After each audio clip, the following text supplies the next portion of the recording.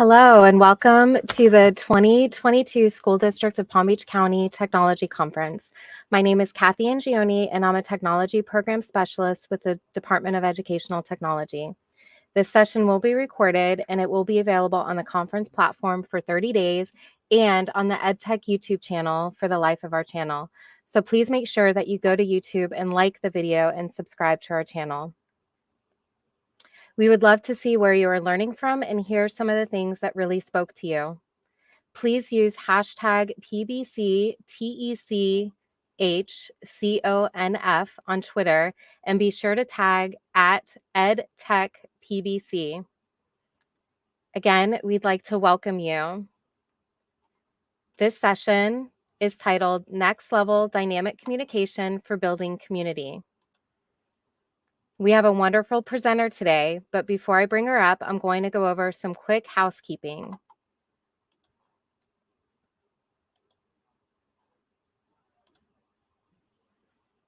There's a chat for you to communicate with each other or for you to reply to statements or ask questions to our presenter. There's also going to be a chat moderator and there is a wrench appearing next to that name. Now I'm going to bring our presenter, Jennifer Sittig, up, and I will hand it over to her.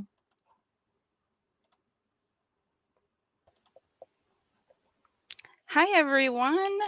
I'm so excited to be here with you today and share the presentation that I have for you. We have some communication and then what is building community around communication that we're going to discuss today. And let's see here. So I just want, before we begin, I want to check because I know you guys are all here with a purpose, right? You're here at the EdTech conference and I'm really excited that you're here with me today specifically.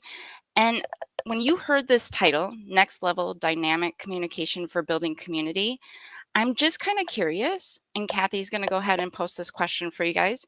Do you have any goals today that you want to learn when you decided to join today?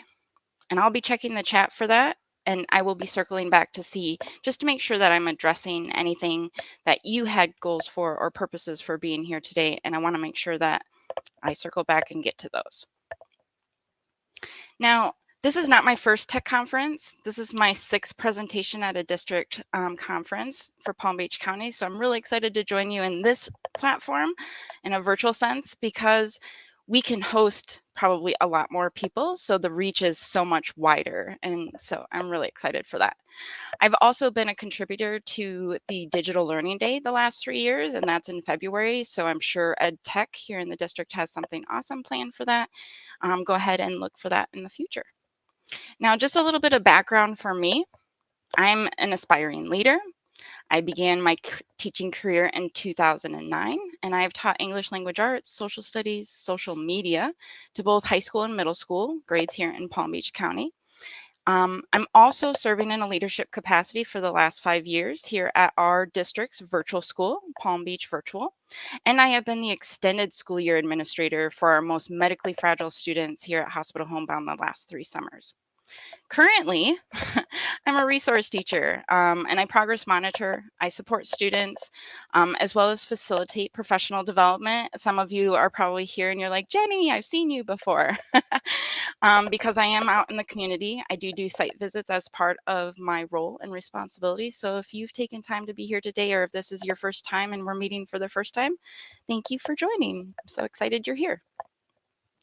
Now, before I move on, I also want you to kind of take this time to think of what is one item through Jenny's presentation today that you want to focus on and take away and implement. There might be more than one item, but what is that one snack size, bite-size item that you can take away today and implement this next week?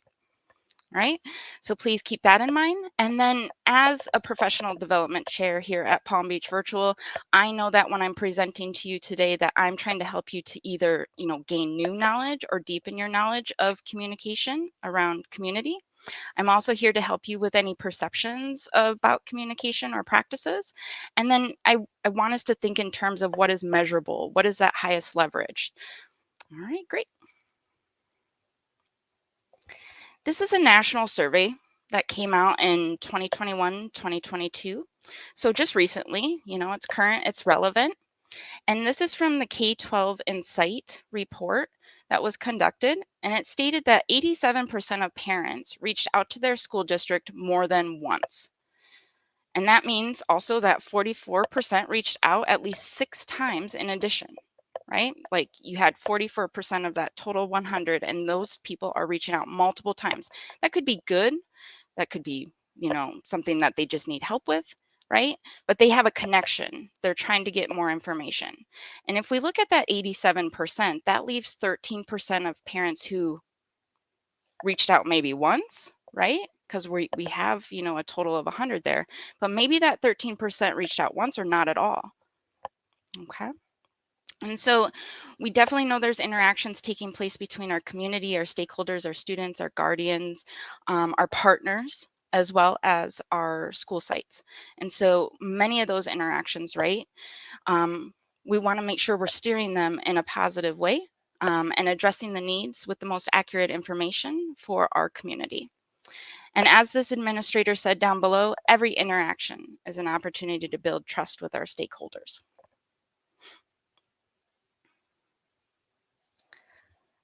All right. Now, building trust is huge, along with keeping the retention of our staff and students. It's more important and more timely than ever that we have these responsive educational experiences. And using data to personalize learning spaces and address the changing perception of customer service and education, right? We know that there might be educational gaps that exist. We also know that we're doing things really well in many capacities. And so how are we enhancing that engagement for achievement results? And how is that centered around our students' learning? And how are we improving dialogue with our leadership, our personnel, our students, and all stakeholders?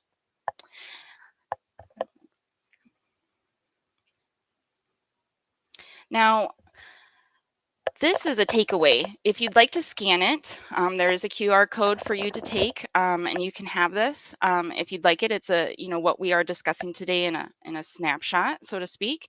And the things we're covering today is data-informed impact. What does customer care look like in education for dynamic communication? What is a timely response? Student privacy, right? Uber important. Records maintenance.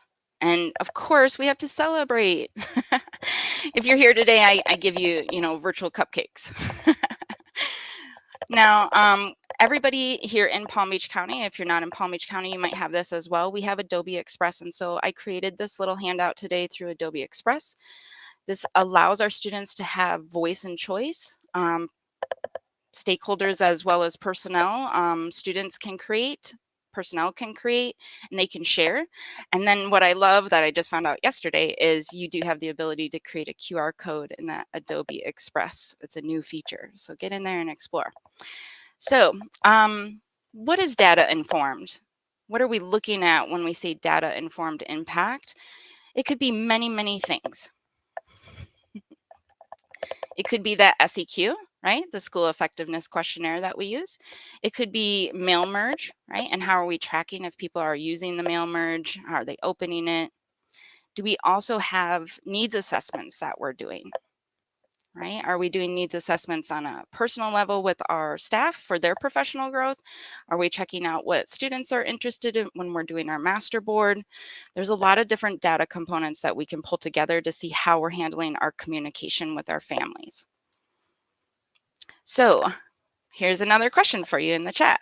Hey guys, I see a lot of friends in the chat box and new friends as well. So in the chat, and I know Kathy's going to put this question up. What does customer service look like to you? When have you had a customer service experience that has left you feeling special, seen, and heard? Right? And what was it that made you feel special, seen, and heard? And oftentimes, when we do think of these experiences, I don't know that we always think of education, but I want to change that because we have such a great opportunity to provide that customer care for our families. All right.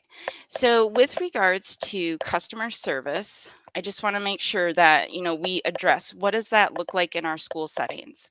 What are the expectations of our customer care? What kind of communications are we using? Are we being effective with our types of communication? Are we being efficient?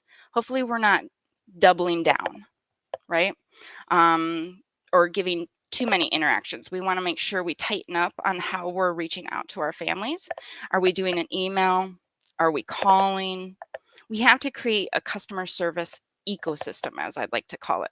And there's urgency in what we do because people might need answers to things that could change how they approach their own learning experiences. And so just, feel free to look back through the chat if anybody added anything. I see a couple great examples there. Thank you so much, Kathy, for posting Michelle's. The best experiences I've had were with active listeners who seemed empathetic to my needs. Yeah. Empathy is huge, right? You get down in there and you understand and you're there to listen and you're there to be heard. Perfect. Sources, assistance, and advice provided to others. That's another good piece, right? So is it accurate information we're providing? Are they getting me to the right place? Or are we kind of falling into that black void, right? So they were routed somewhere and then they didn't get the answer they needed. They maybe even let that go. But they still have a question and we didn't answer that question, right? So we want to make sure that we're following up. Following up can be super important and powerful. Give yourself a little bit of wait time on a follow up and then, say, hey, did that work for you? Let me know, can I help? That's huge, right? And we all need that sometimes, even myself. And even though I'm giving this presentation today, doesn't mean I do this perfectly. I have room for improvement myself. And so I definitely have areas that I'm tightening up and being reflective as a practitioner too. So timely response, let's look at that a little more closely. What is a timely response? We should be able to get back to people in 24 to 48 hours, Monday through Friday. And that way, we're getting them to where they need to go. And if we need to redirect them, that's a good idea. If we need to, because if we don't have the answer, if we need to escalate it, right, we're doing that as well with our administrators. And we just want to make sure that we're thinking in things of terms of, who is our audience, right? If we put the parent hat on or we put the student on, how are they receiving that information and are they feeling valued? All right. Now that next item is student privacy. Student privacy, we have FERPA, the Family Educational Rights and Privacy Act. That's a federal law that protects the privacy of our students. We also have print policies here in our district. This is a piece of customer service, right? It's not often thought about, student privacy as being a customer service piece, but it is huge, right? Because we want to make sure we're protecting our students and not necessarily overexposing them. And so we have print policies so that we're doing that, as well as FERPA, which is our guidelines. And Andy says, I prefer to use the term students and families. That's good. Thank you for that recommendation. The next item we have here is records maintenance. I know a lot of us have been doing this at different school sites since COVID because we want to make sure that we are communicating in a way that's reaching our families or that we have the most up-to-date information. And we know that people are on the move or phone numbers change, but making sure that if we are sending out communication, say in a mail merge, and we're tracking that and they're not opening it or the records are bouncing back to us, why is that? Let's figure out what's going on and let's make sure that we're updating our records. And I know that we do that constantly through our wonderful data processors here in our district so that we can make sure that we're giving our students the best information to the right contact information. And last but not least on this slide is celebrate or follow up, right? The why behind the what. So oftentimes when we call our families, we call our students, we're telling them, there's this one little item that I really hope that you can work on to do better. And we're phrasing it in a way that's very positive, but what about the students that are right on task and doing well too? We want to make sure that we're celebrating when things are going well. Students and families really appreciate the acknowledgement and it creates that buy-in to, our goals for achievement, educate, affirm, and inspire. So what does student voice look like and the community look like in our schools? Do students feel that their strengths are recognized? Make sure that we're service orientated and we're timely responders. Do we have strong stakeholder involvement? Or if we don't, where do we need to reach out? What community organizations do we need to reach out to? I am going to provide you now with some self-help options and real-time solutions that you can tailor to your needs or your students' needs. One of those is going to be a Rate My Service application, and that'll align to our own school district's strategic plan, which is student-focused learning. Here, I'm going to be able to give you those supports and resources, so let's keep moving. Now, this is more specific to our district. I was able to tailor this down. So you might have something more, you might have something that's applicable in your, if you're not with Google products, you might have something that's more applicable to Microsoft in your own organization if you're here outside the district. And so know that a lot of these items that I'm going to highlight now, you might have something that's comparable within your own platform. Okay. But these are specific mostly to in-district offerings. And so how do we do customer service in our district? This is not an exhaustive list. These are some options for you, okay? So one of those items that we have here is Rate My Service.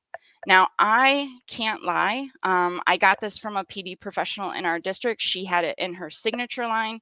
She inspired me to use it as well, and it has been great for my reflective practice. When you do create a survey for yourself, you are putting yourself in a position of a little bit of vulnerability, right? You're not sure how that's going to go, right? Because you're asking the public in an email, right? When you're following up with them, how am I doing? Rate my service. But I have had just the best feedback. If there is something in there that's not going well, I know to escalate that to my administrators. I know that I can also, work with my team to get the best answers possible if I'm not able to answer something. And so I'm addressing that feedback in real time as I'm getting it. And I'm also able to use that for my professional growth. So that is just a Google survey that you can create, really simple. You put it in your signature line and you can go from there. Okay. Let's see what else we got. Ooh, parent link. And I see Sarah mentioned thinking of customer service aspect in education, communication, responsiveness helps our students and families feel seen and heard. Yes, thank you so much, Sarah.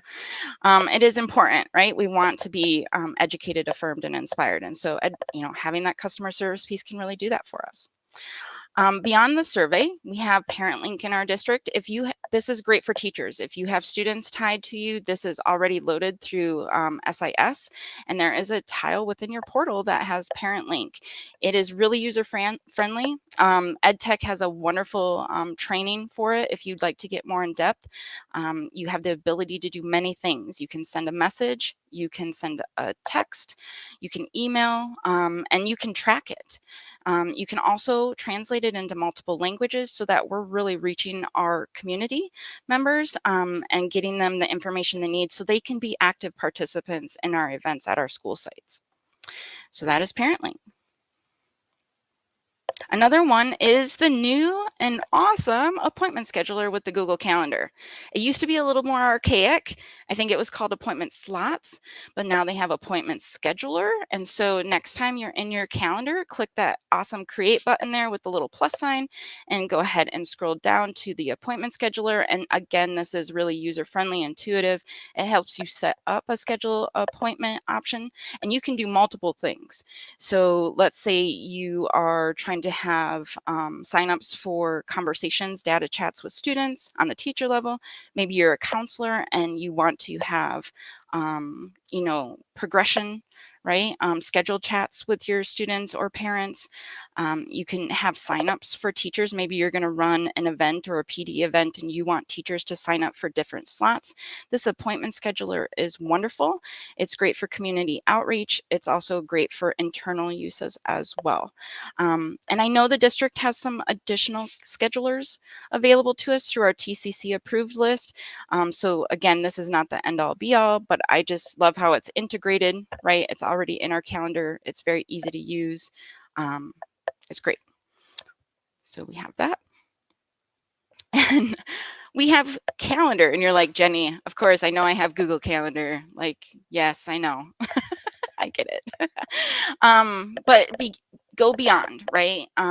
Just having a calendar item for yourself and your teammates, right? Really work together to maximize that calendar event. You can add your agenda, right?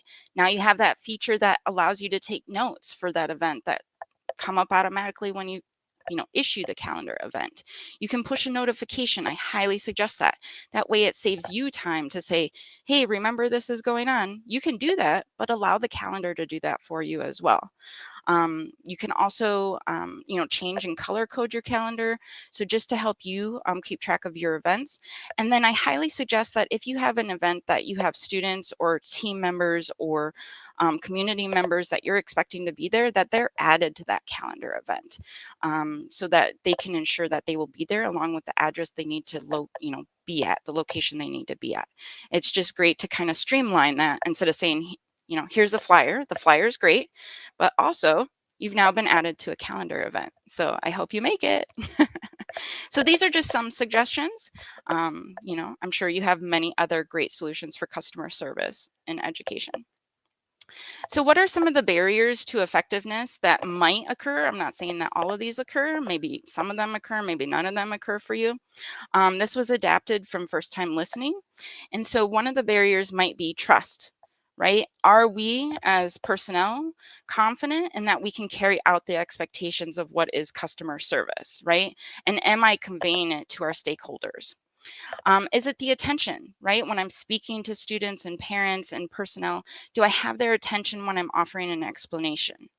And connection, right? Connection is foundational for cooperation. We heard earlier somebody mention empathy, right? So do we understand why they're asking, and can we really meet them where they are to get them where they need to be and the resources that maybe are available to them that they didn't know about? Clear expectations, right? We don't need to be long-winded, TMI, too much information when we're doing customer service.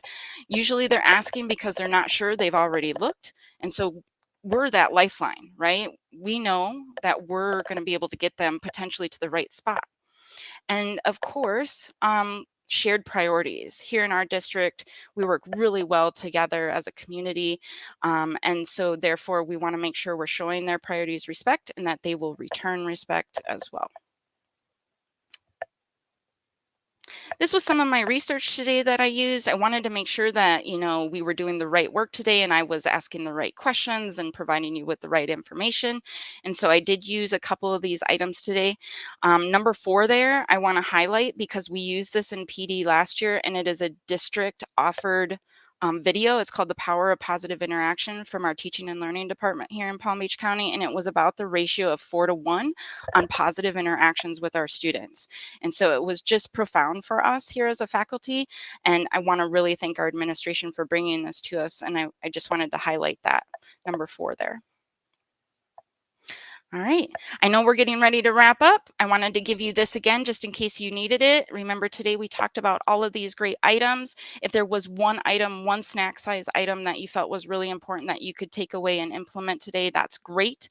I don't want students or our community or stakeholders ever to feel like we gotcha. Right? As well as personnel. So we want to make sure that we're informing our audience, we're reducing resistance and opposition, right? We're creating resilience, just like the theme of this awesome tech conference today. Thank you so much, Ed Tech. And this also, customer service allows us to identify issues early of concern and resolve them early before they might, you know, go beyond our control. I want to thank you all for being here today because I've learned so much for you. I'm really excited to see you in other sessions as we move forward today. And just, you know that you can provide feedback, but feed forward is more powerful. You guys are those accurate knowledge holders. If you feel like you need some more information on customer service and what you're doing at your school, please reach out to your administrators and follow up or escalate needs or redirect as needed. And again, I want to thank Palm Beach County. I want to thank our superintendent, the board, Ed Tech. Special thank you to all my family and friends and Palm Beach Virtual School, Hospital Homebound.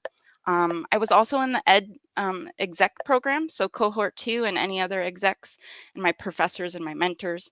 And last but not least, my students, my families, my students, my partners out there that have been so great to work together. Thank you so much. I want to recognize them, as well today. So thank you so much.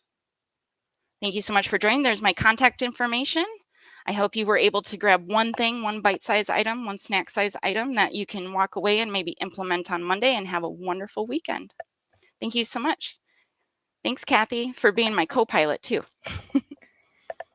Okay, anytime. It was wonderful. I hope everybody was able to get some great, valuable information. We have some comments in the chat that I'm going to pull up. So I don't know if you want to comment on any of these, Jen.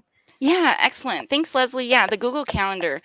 That Google Scheduler is a wonderful piece to the toolbox that was recently added, and it's not as archaic as it used to be. And so, and it works with your calendar. So if you have things that you've already scheduled, other people can't make appointments because you're already booked, right?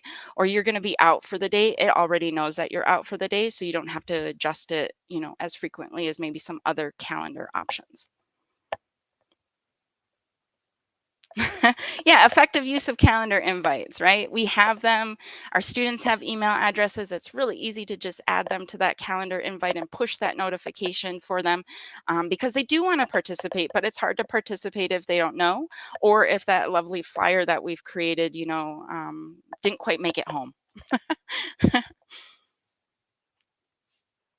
Yeah, the why behind the what. That goes back to a former administrator of ours. I really appreciate that, David. Thank you so much.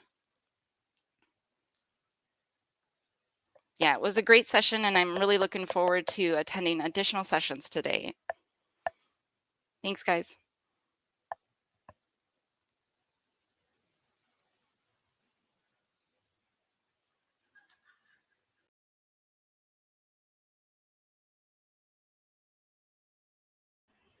Okay, so thank you so much for joining us in today's session. Just a quick reminder that we do have additional sessions coming up. We do have a Kumo space that's very active where you can virtually interact with other members, not just of the EdTech team, but our speakers, our featured speakers are going to be there as well, answering your questions, adding to anything, elaborating on any information that they've gone over. So please feel free once the session ends to join the Kumo space, get involved there, visit our exhibitor, our vendor hall, and get some information about the vendors that are sponsoring the tech conference. So thank you so much to Jennifer for sharing that information. I'm sure we're all going to be clicking around our Google Calendar this afternoon, seeing how we can implement some of these really easy organizational strategies. So please take a moment, enjoy the exhibit hall, enjoy Kumo Space, and thank you so much for joining us today. And big shout out to the EdTech team as well for organizing this experience for all of us. Okay, thank you so much, everybody. Take care.